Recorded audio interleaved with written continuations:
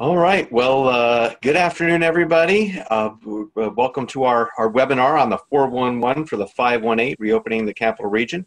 I'm Mike Billock. I am your moderator, and my job as moderator is to introduce participants and also to cull through your questions because it's difficult to both participate and ask questions. So if you do have questions during this webinar, go ahead and put them in the chat and we'll get to as many questions as we can.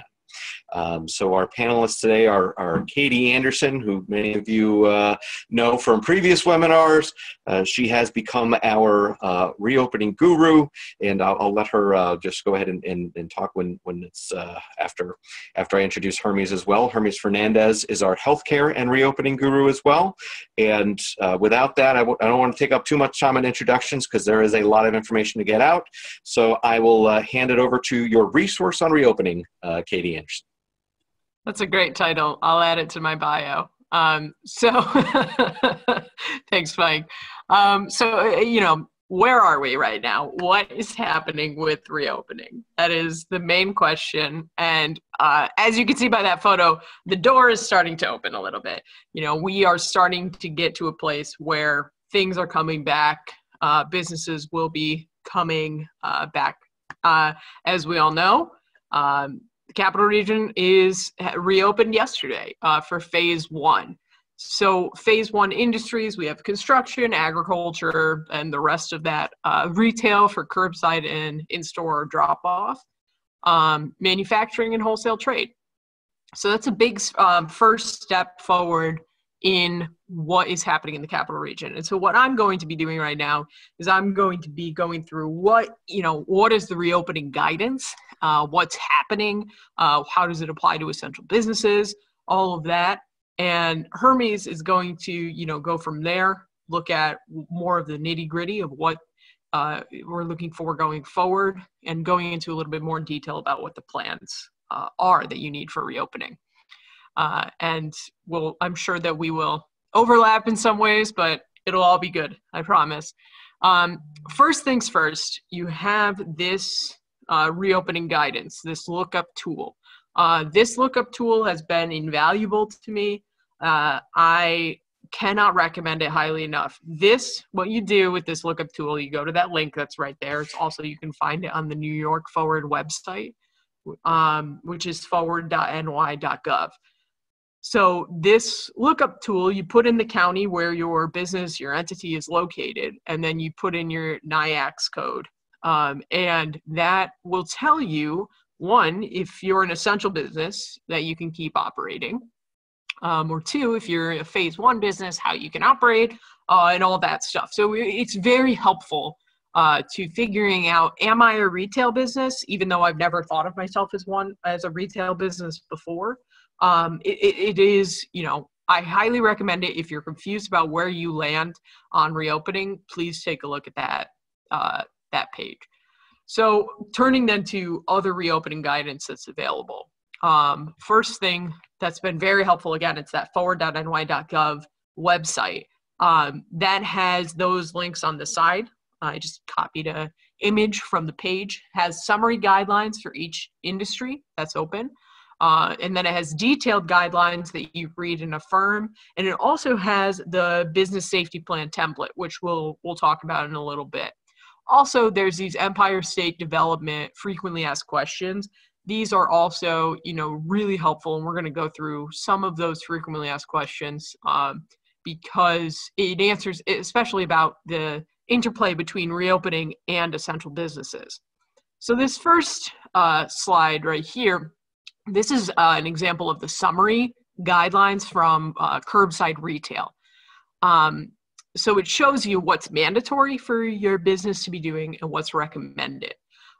So first thing, it's mandatory that your employees maintain 6 feet of distance between each other, right? But the best practice is you create additional space. Like if you have outdoor areas, you encourage your employees to take your breaks outside, especially now that the weather is nice and cooperating. So those are very helpful to look at, those summary guidance, even if it doesn't apply to your industry exactly at this point. The summary guidance and all of these guidance documents are very similar to each other, and we anticipate that a lot of the elements from this guidance will apply to future guidance to be issued for phase 2, phase 3, phase 4. So please take a look at that, and it's helpful for your plan. The one thing that's really important is that this guidance applies to essential businesses. Once there's guidance posted that's applicable to your essential business, then you have to, read and affirm that you're operating in accordance with that guidance. So for example, if you are a law firm, right? Law firms are essential to the extent that, you can go into the office to do certain, tasks in support of other essential businesses. Once there's guidance issued about professional professional services, which is going to be the second phase, law firms will have to read the guidance and affirm that they are following that guidance. Part of following that guidance involves developing a plan for reopening. So that's very important. So please take a look at that, all of that guidance now, even if you're an essential business. So this affirmation is pretty simple. It's just at the bottom of the guidance page, and it's helpful to take a look at it and go from there. But I think we include a link to the guidance on the next slide. Yeah, okay. So this is a copy of, again, I just use the retail stuff for all of these slides. This is the detailed guidance for curbside and in-store retail pickup. You go to, it's a big document. It's like 10 pages, I think. It's very detailed. It's pretty helpful. It has some really good ideas about how you can restructure your space. And at the bottom, the very bottom of the document, you have the affirmation that you click on. The affirmation is exactly the same for all businesses. You put your address, you put the contact name, and that's it. You send in the affirmation that you're reading and affirming your obligation to act in accordance with the guidance. Part of acting in accordance with the guidance is that you have a plan. You don't have to submit the plan to the state, but you do have to have a plan on hand if somebody comes and asks for it. One thing that is important, and we've gotten a lot of questions about this, and I haven't looked at any of the questions that have come up yet, but it's about the maximum occupancy restrictions. So in each of the detailed guidances that have been issued, there is this language that your workforce presence for work occurring indoors must be limited to 50% of the maximum occupancy for the area, right, as set by the certificate of occupancy. That's not 50% work reduction of your workforce, right? It's 50% of the occupancy of your space that you're working in. So those are two different things. If you're working in a big space and you have only 10 people, and your maximum occupancy is for 200 people, you're fine. You can bring back all 10 of your employees. If you're working in a small space where your certificate of occupancy is for 30 people and you have 30 employees, you're going to have to do some changes. So that is, there is an exception to it, right? It's for if you require more employees to safely operate core functions. Of course, that has not been defined, what that means. The example given is critical assembly lines for manufacturing. But that exception does exist. We, encourage you to really think strongly about whether or not you fit into that exception. Talk to us, talk to an attorney, because you're going to want to show that you did some due diligence to determine whether or not you are doing core functions. This is not just an exception that you can drive a truck through, right? This is an exception that needs to be strictly followed. Despite us not necessarily having a good grasp of what core functions mean. Additionally, in this guidance, face coverings are required when social distancing cannot be maintained. So there's two parts to that. One, acceptable face coverings. The guidance talks about, all of this depends on what your business is doing, of course. If you are required under OSHA to have your workers be using an N95 respirator, that's a different story. But if you are just, are required to give your workers the face covering for the first time, what's acceptable to New York State are cloth face coverings, face shields. Those are acceptable face covering. You have the N95 respirators, just anything that covers the nose and mouth. Those are acceptable face coverings. All right, so that's one. Moving over to two. This is required for everyone, right? All of your employees need to be wearing face masks when social distancing can't be maintained. So if they're at their workstation and their workstation is, 10 feet away from another person, then they don't need to wear that mask or that face covering. But if they're getting up and going to the bathroom, and that means that they're going to be coming within 6 feet of another person, they need to be wearing that mask. So just, be on the lookout for that and know that that's different. Katie, I'm just going to jump in. We've got a question from somebody that I think we could answer right now, and the question is for that 50% maximum occupancy. Is that just for newly reopening business, or is that applicable to everybody? So go ahead. Yeah. So again, that 50% occupancy, all of this guidance applies to essential businesses. So that is a big change, right? There is, this is when it will be good. This is a good time to try to have a conversation with, an attorney confidentially about what your circumstances are. Because as an essential business, there may be arguments that you are operating with those core functions, right? And so we want to be able to do the due diligence to lay down the foundation to say that you fit into that exception if somebody comes knocking. I see you unmuted, Mike. Did you have anything else? Oh, no, that was it. And the question was, for example, healthcare. And again, it's more for that 50% is for non-essential functions of essential businesses. Yeah. And the other part too, remember, essential businesses are to follow the guidance when guidance exists that's applicable to your industry, right? So there's no guidance out there right now for phase 2 businesses. There's lots of questions about how are hair salons going to be opening, right? We don't have that guidance yet about phase 2 businesses, but based on what we've seen with phase 1 businesses, and Hermes will talk about this more, we suspect that a lot of those elements are going to be, transported into the phase 2 guidance. So hopefully that helps. And speaking of that too, turning more to, if you're a phase 2 or phase 3 or phase 4 business, what can you do? And it's plan, right? This is all about what your plan needs to have. You need to have your protections for customers and employees. You need your layout to be, you might need to change it. You need to come up with your adaptive health protocols about how you're screening people and logging. And, you need to put that plan in writing. This is directly from the New York website, the New York Forward website. This is that safety template. This has been an enormously helpful tool to use about what your plan needs to have. And what a lot of people, a lot of our clients have been doing is they fill it in, they send it to us, we, do a quick check over it. And if there's something, there were some that I saw that there was a glaring, issue that it was directly contradictory to the guidance.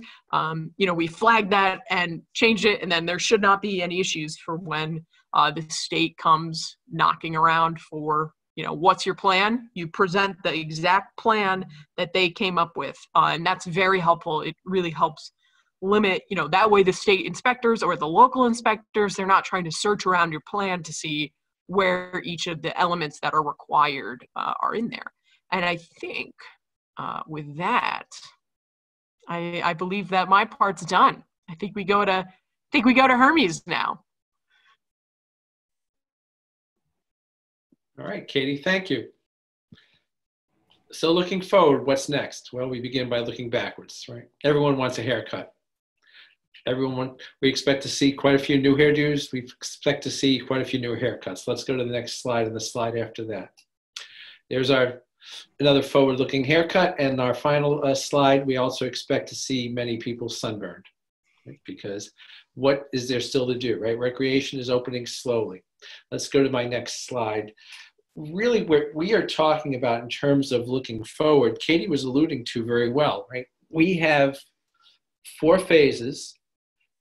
Our region is in phase 1. Our region is only a couple of days into phase 1. And if you're not part of phase 1, if you don't work in construction or manufacturing, right, people are asking, okay, what about me? When do I get to move? When does my business open up? So the plan is, and it's a plan, this is not etched in stone, it's not a requirement. The plan is that each phase will take a minimum of 2 weeks to begin. So 2 weeks from Wednesday, phase 2 would begin. And that's assuming we have no setbacks. Phase 2 is professional services, finance and insurance, retail. Katie mentioned the tool that's available to check to see whether your business fits into one of these categories. We don't see in that list of professional services, finance and insurance, retail, we don't see barbers, hair salons in that. Our expectation is, and all word is, that's when those things will be included in phase 2.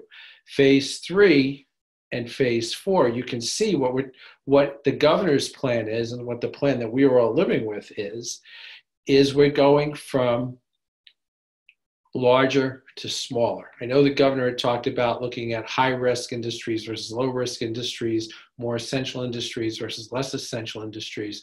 But when you look at these phases, what he's really done and broken things down to is phase 1, construction, manufacturing, right? Those are large, but a lot of that was already going on already, right? So there wasn't a big jump there.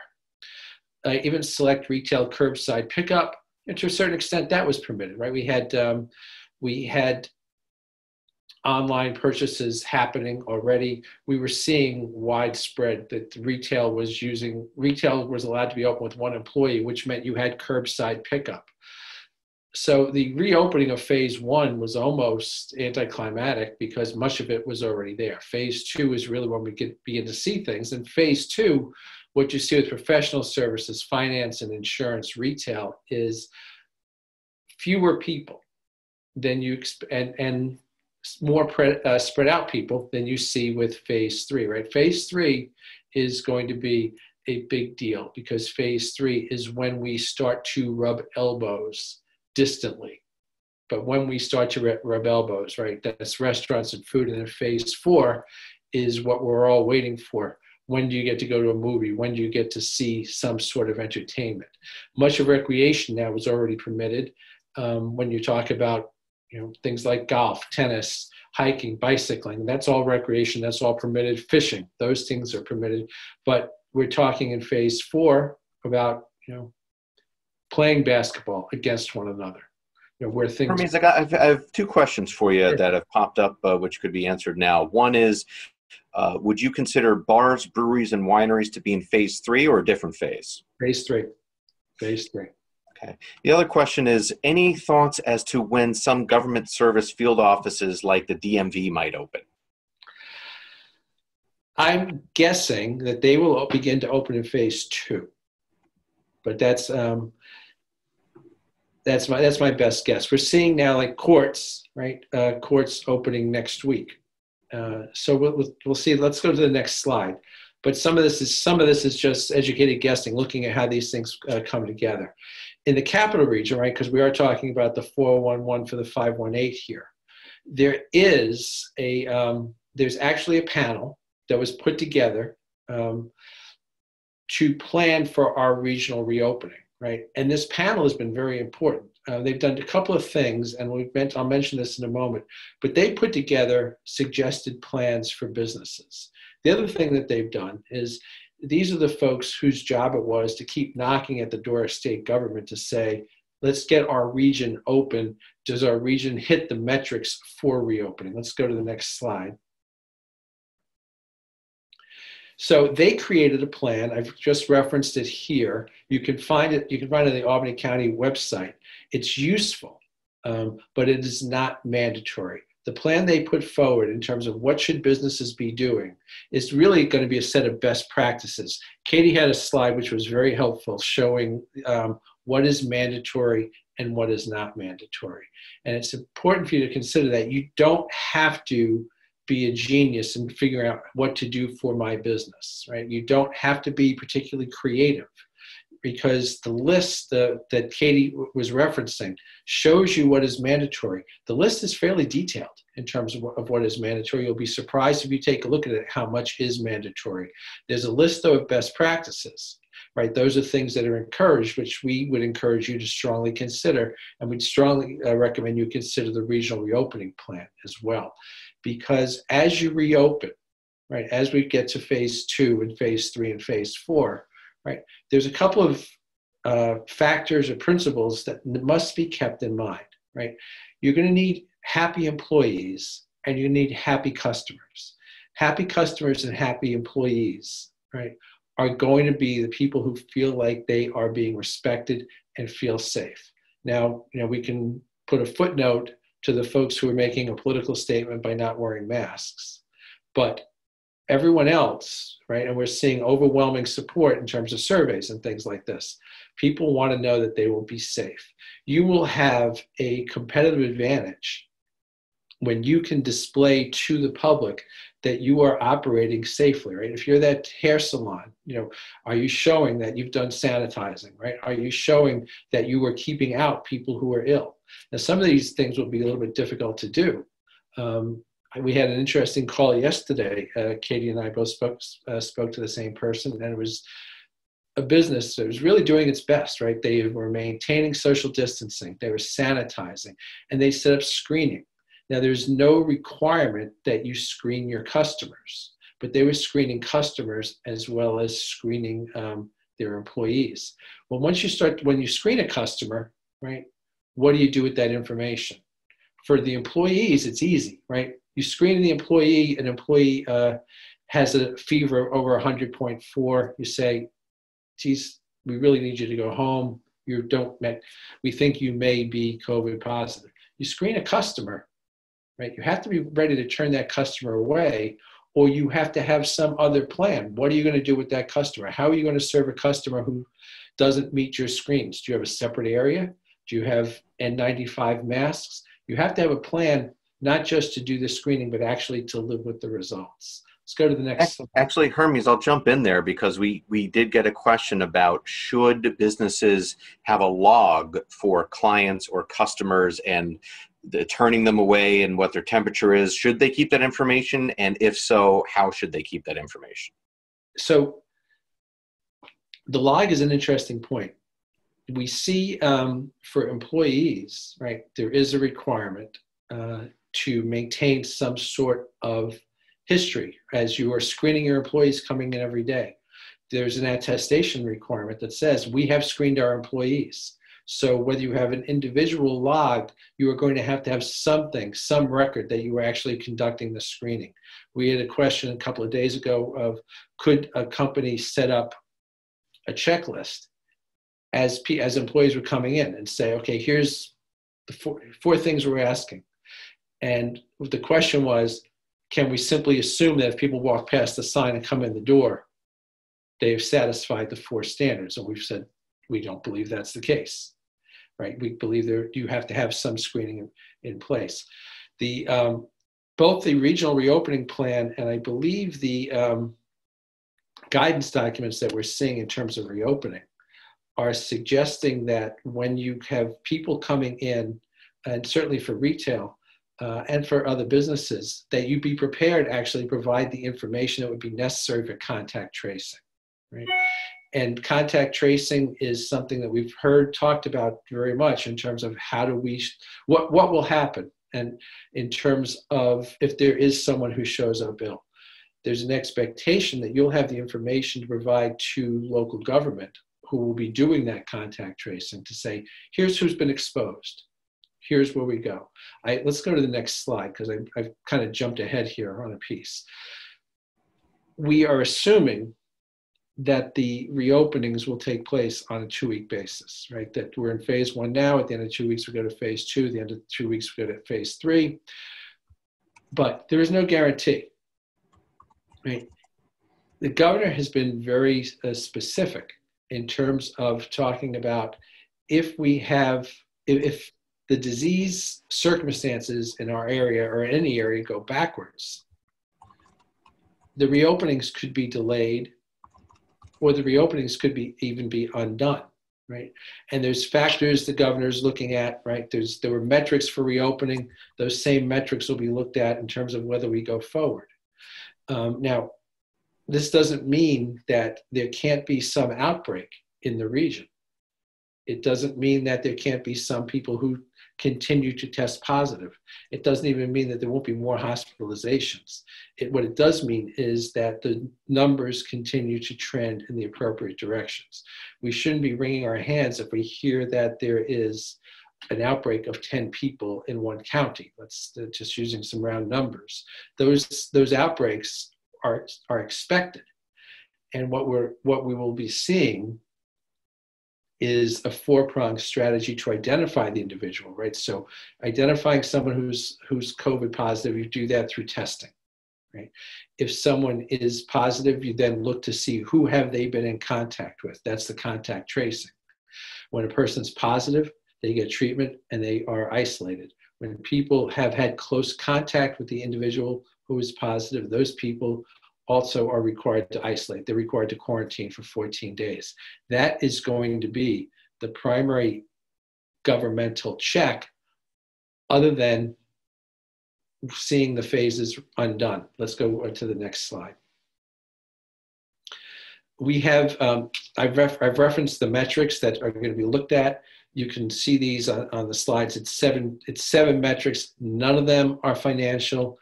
None of them have anything to do with whether this is good for business or bad for business, or whether we're bored or whether we're shaggy, right?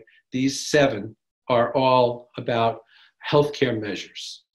It's hospitalizations, it's new hospitalizations, it's hospital capacity. Let's go to the next slide. So we've got the keys to staying open. And I'm going to go through this quickly. I've already mentioned the testing, isolation, tracing, and quarantine, but Katie mentioned these as well. And I think it's important for us to remember that as we are reopening, we are still required to maintain social distancing. You're required to wear masks in public. Businesses are required to enforce this. And let me just make one statement on this, right? You are no more entitled to go around without a mask than you are entitled to drive 100 miles an hour in a school zone. This is a matter of safety, whether you regard your safety as important or not. This is the requirement. You have to do it. Well, if screening, businesses will need to be concerned about configuration. The screening is for your employees. I think you will see a competitive advantage if you do some screening in your businesses as well with customers.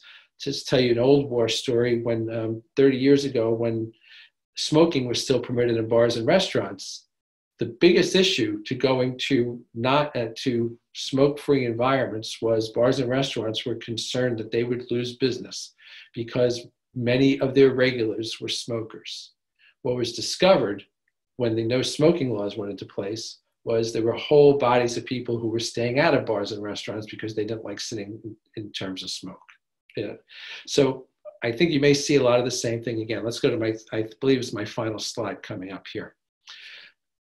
As we're reopening, in terms of recreation, things like that, we don't expect to see attractive nuisances. Not expecting to see sports with crowds, not expecting to see concerts with crowds.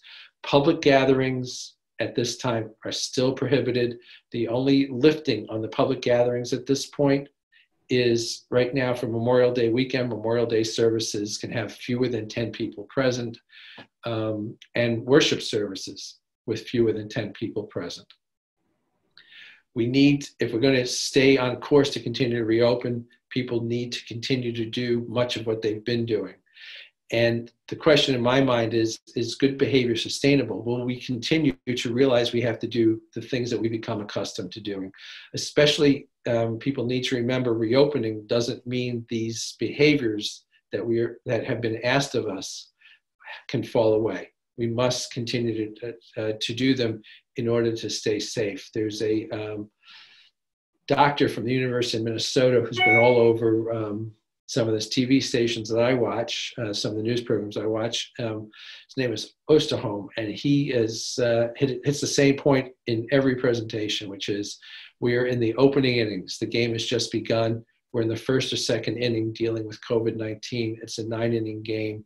We've got a long way to go to manage the virus, to manage our safety. That concludes my presentation. Okay. Well, we've got a good number of questions. I'll sort of combine them into categories. We'll start with the screening questions. So the first question is, are temperature checks, are they just recommended or are they required? It's a recommendation. You can come up with, there are various means that you can put together screenings, right? The temperature check may be one of the easier ones to do, but it's just a recommendation. Okay, and there's a question about, and there's several questions about this. So your temperature checking employees, should you keep that data of what their employees' temperatures were, and if so, how do you store it, or should you not keep that data? Yes, right?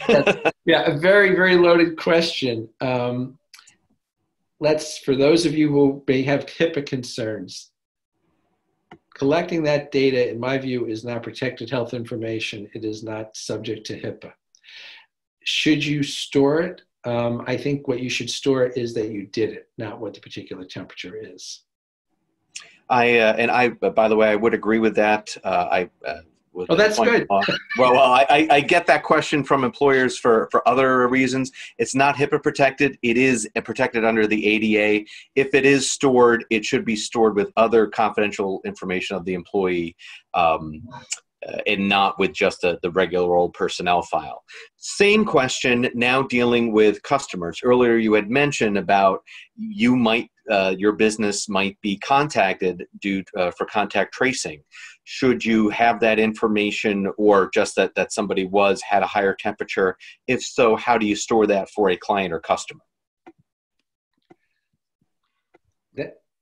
Casey, you look like you're about to speak, Katie. Do you want me to say? Yeah, so one thing that you can do too, I mean, if you're taking temperature checks, you don't have to write down the temperature, right? You can just write down that you screen the person and then put a little check next to their name if their temperature is in the range that's acceptable. I mean, that's a good way to get around having to deal with any of that information, or you just log, you can come up with a way of, if you're trying to screen customers, you don't necessarily need the name, maybe you just need a number associated with them. And, there's a lot of ways that we can, come up with how to deal with this data. Yeah, the screening, the collection of data for customers is, that really is turning to contact tracing. And we were seeing this even before we got to phase 1, right? Because big box stores have been open. And there have been circumstances where there have been customers in a store who then the county health departments, and the county health departments are the ones who are charged with doing the tracing, have had to reach out. So they've looked at different things, right? They've looked at, okay, how can we tell who was in the store? Well, who made a purchase? Stores are going to have records of who made purchases, because almost all purchases are made with some sort of credit card transaction, whether it's through your iPhone or whatever, but they know who's coming in. In terms of maintaining occupancy, right, you're going to have fewer people come in, and one of the recommendations for a lot of businesses is to use appointments. If you're using appointments, you're going to have records of who is coming in. Now, for many things, appointments don't work well, but for many of them, they do. And I think the appointments are going to be much more prevalent than they were. But there isn't a requirement that you have any kind of sign-in sheet as someone comes into your store. Now, other businesses do use sign-in sheets for a lot of different reasons. If a business is open to the public and somebody wants to come into the store or business or what have you without a mask, can you refuse to allow access to them? Yes. And in fact, you actually are obligated not to let them in, which we realize can be a difficult circumstance. But a business is supposed to be maintaining the rules that are in place now, which includes that people in their public areas are wearing masks. Another question, here's an interesting one. Let's say you have an employee that shows signs of being ill. So you would obviously send that employee home. The question is, can you require that employee say, we want you to get a COVID test?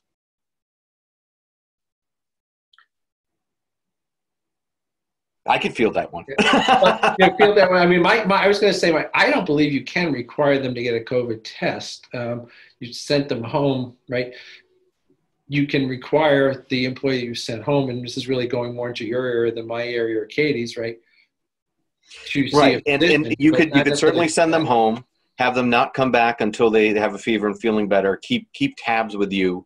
You can't necessarily require them to get a test, and interestingly enough, you look at the testing rates and the positives for our region. Of the people that do get tests, we're now to the rate where it's 10% or somewhere between 10 to 20% positive. So many of these symptoms are the same symptoms for other types of colds, fevers, viruses, etc. So unless this is something where somebody has a high fever for a long period of time where you really want them, you're directing them, you can direct them to stay home for a longer period of time, or direct them to go to a doctor if they've been out for more than 3 days to say, we need you to get medical certification from your doctor that you're fit to return to work. You can do so, but not necessarily we want you to get this specific test before you come back to work. Yeah, we were giving much more straightforward answers to this question in March, which was, you can't require the tests. There are standards for taking the test, and or tests simply were not available. Now we're dealing with changing criteria for who can be tested as well. Right, absolutely. I mean, back beginning of March and before this crisis, if an employer asked me, can we take employees' temperatures before coming in, it was a very easy, nope, that's a medical test under the ADA. There's no business necessity for it, and now there is. So this is changing on a regular basis. Let me shift to some of these posting questions. So let's see. If you are an essential business, do you have to have your plan conspicuously posted like other businesses? Yeah. Go ahead, Katie. There's no requirement at this point that plans need to be conspicuously posted. The requirement is if if a local official comes to you, say your local police officer, and says, what's your reopening plan? Can I see it? You have to provide it to them at that point. Or if an inspector emails you or calls you, you have to give it to them at that point. It doesn't need to be posted conspicuously. If you want to, you can. It maybe would be a good PR thing, but because it shows people what you're doing, but you don't have to. No, and Katie, Katie's answer also brings up something we should emphasize. We've alluded to it. These things are being enforced, and enforcement is coming from all kinds of, or all levels of government. We had somebody we spoke to yesterday who had a fire marshal showing up in his business, asking to look at what they were doing in terms of enforcement. Local governments are enforcing, the State Department of Labor is enforcing, the State Department of Health is taking calls. We know the calls are going to the Empire State Development Corporation, who is referring them on. The Attorney General's office is informing. And if you go on the Department of Labor's website, the Department of Health's website, the AG's website, others, you will see very prominently spots for people to make complaints. And we know that complaints are coming. And I mean, one of the worst questions we get is people saying, well, who made the complaint? We don't know who made the complaint. They're not going to tell us who made the complaint. Just know that complaints are being made. Complaints can be coming from your customers, from your competitors, from your employees, simply from people passing by who may see something they don't like. There's lots of opportunities there. So if for no other reason, if you don't believe in this, if you don't think it's worthwhile, just remember, you still must do it. These are the requirements, and there will be people who will blow the whistle. One question has come up from several participants. What's the recommendation for temperature? Is it somebody's over 98.6, send them home? Is it 99? 100.4. 100.4, and I just put the link to that in the questions and answers. I'll shoot it to all of you now. It's from the CDC website. It's 100.4. Okay. By the way, in terms of websites for information, we really recommend you take a look at the New York State Department of Health's website for the most part for the information on health matters on this. CDC's website, unfortunately, is not as good as it was at the start of this whole process. I have an interesting question. If you're an organization that has different functions that normally would fit into different phases, right? So you've got a college and they have classrooms, which would be, who knows what phase that is. Some professional services, that would be phase 2. The cafeteria, which would normally be phase 3. Sports, which would be phase 4. Do they have to have a plan for each category or each separate department, or one overall plan for the whole employer? You were shaking your head, Katie. Go ahead. No, I mean, this is a tough question, right? You really, at this point, we don't have a great affirmative answer, right? But there is, based on what happened with essential businesses, let's use the college example, right? A college has a bookstore. A bookstore is retail. And it's a separate type of an entity. I think that a bookstore would be able to open under phase 1 for curbside pickup as a retail operation. We have not seen guidance to the contrary to that. And I'll let Hermes take it from there. No, I think Katie laid out the outline correctly. What we were looking at is what was happening with essential businesses. With an essential business, there were parts you could open and parts that were not part of the essential business you were not supposed to be operating. Here, I think as we begin to reopen, I think that's less likely to happen, even though you can think of circumstances. It's still a little less likely that you're going to be getting into those sorts of divisions in your same space. But they're there, right? The college and university is a good example, right? You're going to be having classes, but you're not going to be having basketball games with fans, right? So there are those pieces, and if you're going to get into those next, right? If you're going to get into the point where you're going to have fans, you're going to have your plan, which might look very much like what you've done for a classroom space, but you are going to have to look at the specifics in terms of what you're planning for.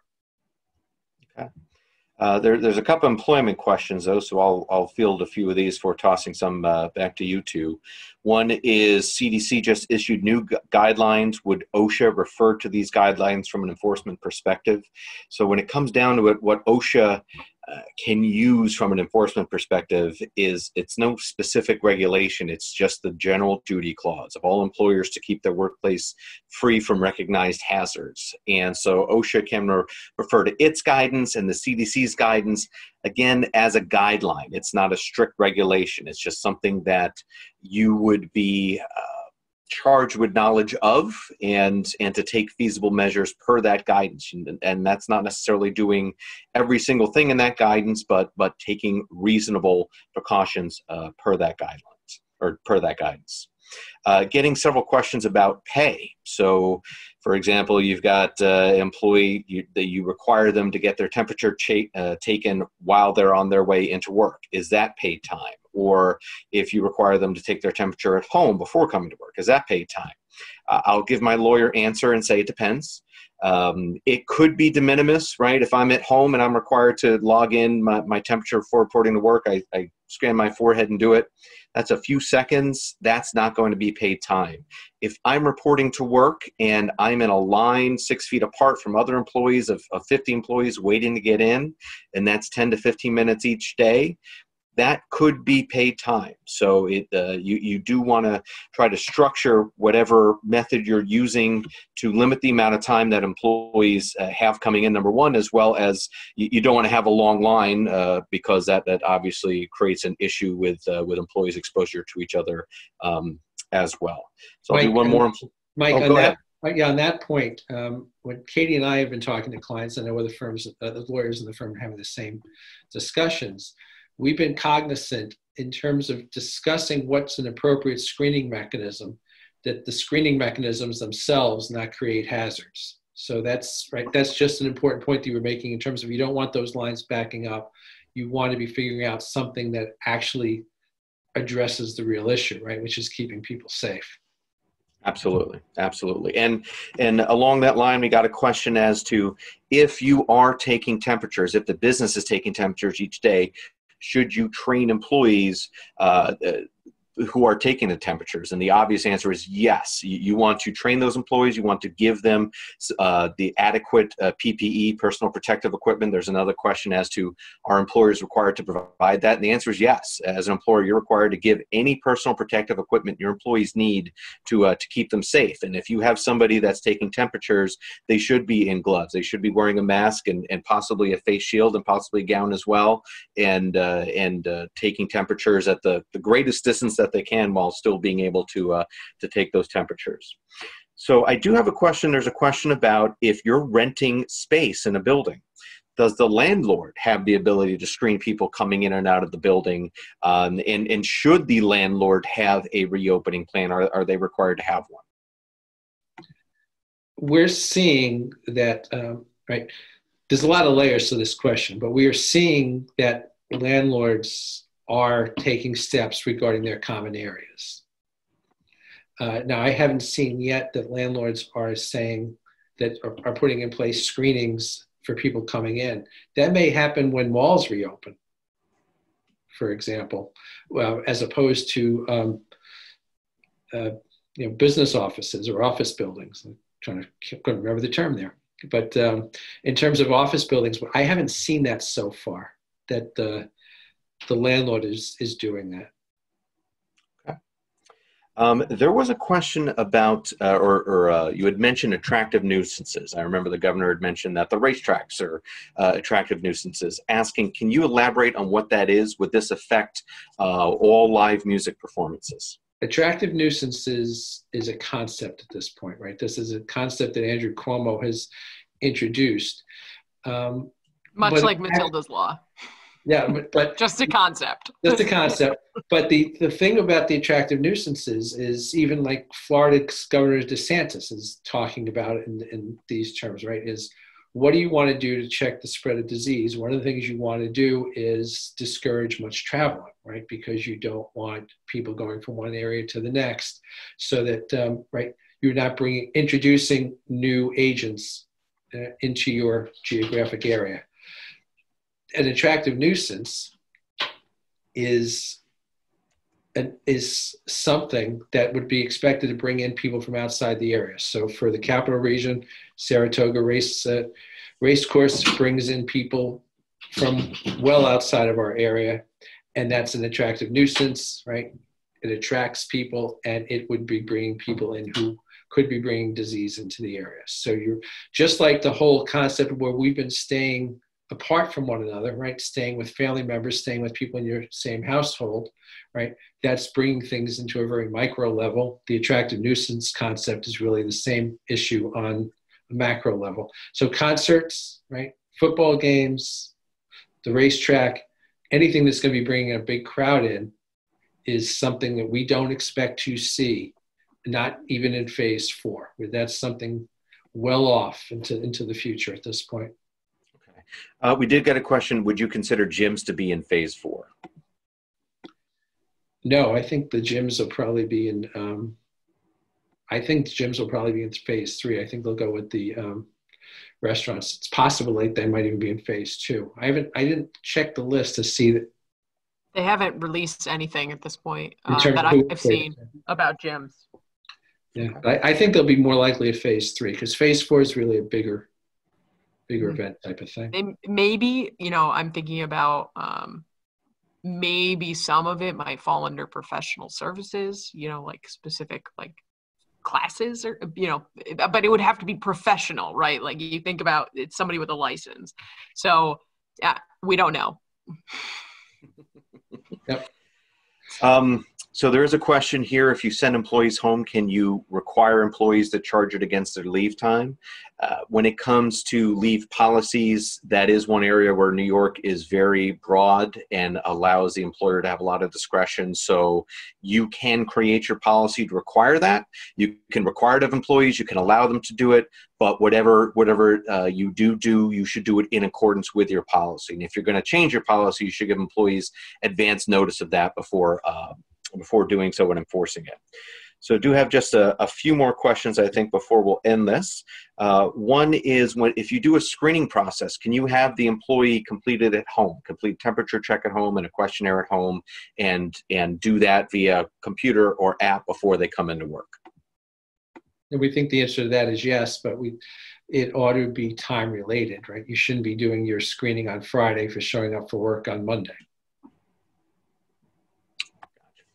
There's one question: should landlords have responsibility for HVAC and common door cleaning? Should they take the responsibility as opposed to the employer? I will say, as an employer, even though you're renting from somebody else, it's your responsibility. That OSHA obligation is yours. So you can work with the landlord, request it from the landlord to get whatever should be fixed. But if it isn't, it's still your responsibility. So maybe if it isn't fixed, you need to send employees home until they can come back to a safe environment. You can't just simply say, landlord doing it, what can I do? You have to make sure that employees are reporting to a safe environment. I don't know if you have anything else to add to that, Katie or Hermes. I think apart from the moratorium on evictions for residential and commercial spaces, there has not been one thing that I've seen, and Katie, if you've seen anything, please say so. There's not been one thing I've seen that has attempted to reorder the relationship between landlord and tenant. And so, right, if you've got a lease for the space you rent for your business that says what you're responsible for and what the landlord is responsible for, COVID-19 isn't changing those responsibilities, except in the way that you said, Mike, where you still want to be protecting your employees and your customers. Okay. Just two more questions. One is, for a college, would offices in that college be considered phase 2 under administrative support? Can administrative professionals and those that work in office type settings in colleges come back once phase 2 opens? Hermes and I are just staring at each other. We've literally talked about that type of question, which is, you're not, right? You're a college, you're a university, that's education.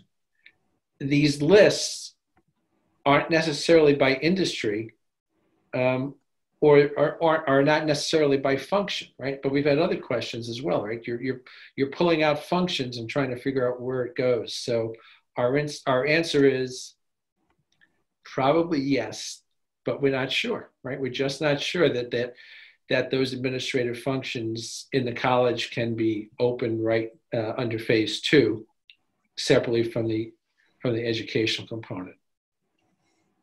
It makes sense that they would be, but we're not sure. We're not sure of it. It hasn't been stated. Well, last question. I think everybody's looking forward to getting some R&R at some point, maybe even this weekend or in the summer. And some people have rental properties in that regard. So the question is, do owners of rental places such as Airbnbs don't have employees? Do they need a reopening plan to, quote unquote, reopen their rental property so that others can rent it? Completely unaddressed. Yep. But I can't imagine how you would. Actually, I can't imagine it, but I don't think I would take it up. I mean, if you're going to rent a weekend property, at this time, you would expect it's going to be sanitized, and you would expect it to be the obligation of the landlord to do that. But I certainly could see someone saying, "I'm just renting space. It's up to you whether you clean it or not. Rent it at your own risk." Yeah, as somebody who, was looking at Airbnb's app the other day to see, what's available in August if I ever want to leave my house again. I was looking, just strictly as a consumer, I was looking for what's your plan? What are you doing? Are you disinfecting? Is there a day at least between every rental? Those types of things. But that was just me looking at that because all I do is think about reopening plans. Yeah. But I think really when you're looking at that, the standard to follow would be what's the standards for hotels and accommodations, right? Airbnbs, weekend rentals, renting out your house ought to follow those standards. We did get a last minute question here in terms of staff that travel. So you've got employees that travel. Can you place restrictions on their travel? Can you make them quarantine when they return from travel?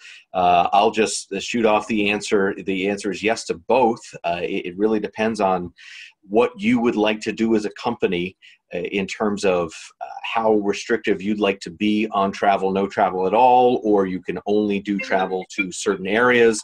And if the employee violates that, to say, well, if you come back, you went to a hot spot, you have to stay out for 2 weeks, and we're not going to pay you, and because you made that decision. But Hermes, I don't know if you have anything else to well, the only thing I would differ on you on is you can't make an individual quarantine. You can say to them they can't come back to work. Correct. So, there is one more question about, are there guidelines available for what needs to be recorded for screenings? So if you do a screening, what do you need to record? I believe you mentioned this before in terms of whether they passed the screening or didn't, as opposed to recording the exact temperature. I may have lost Hermes. Yeah, can you hear me? Because it looks my screen has gone blank. Oh, yep, you were frozen there for a second. Okay. So we did answer this. That's going to be a part of your plan, right? Are you going to maintain these records? You don't have to maintain these records. You have to conduct the screenings. Okay. Well, listen, thank you both very much. A lot of information. I always like to use the analogy drinking out of a fire hose, because there's a lot of information to digest, or to imbibe, if you will. We did get all the questions answered. Thanks to everybody who tuned in for this webinar. The information will be sent to you, and it will be on our website. So thank you very much.